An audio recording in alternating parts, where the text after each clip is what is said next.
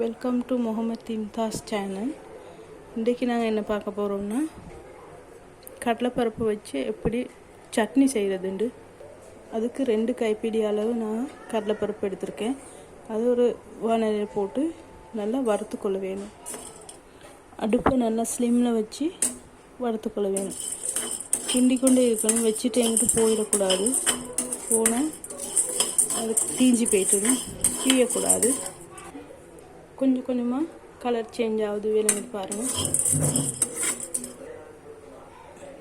இந்த பாருங்கள், இந்த அளவுக்கு பொன்னிறமாக வர வேணும்.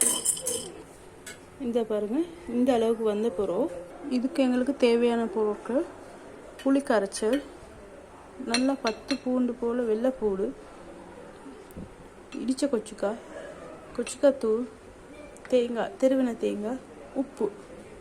முதலாவது இந்த இன்க்ரீடியண்ட்டெல்லாம் மிக்ஸி ஜாரில் போட்டுக்கோ.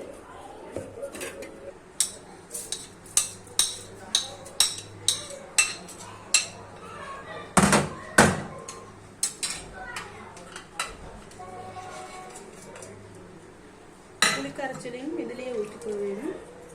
உப்பையும் ஊற்றி இந்த வறுத்த கடலைப்பருப்பையும் அதிலே போட்டுக்கொள்ள வேணும்.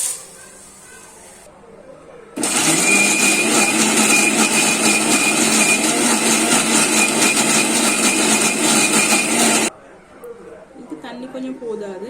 தண்ணி கொஞ்சம் நான் கையால் ஆட் பண்ணுவேன்.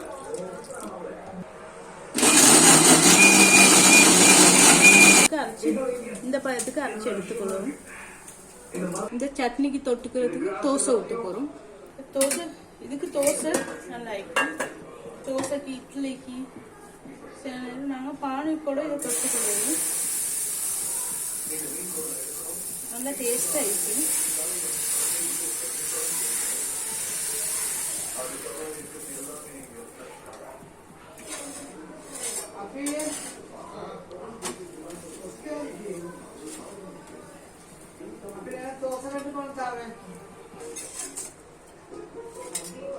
இந்த தோசையை இந்த சட்னியோட சாப்பிட்டா நல்லா டேஸ்டா இருக்கும்.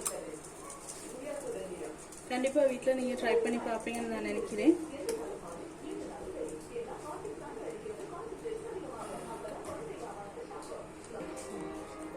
கண்டிப்பாக ட்ரை பண்ணி பார்த்துட்டு நீங்கள் இதை போடுங்க.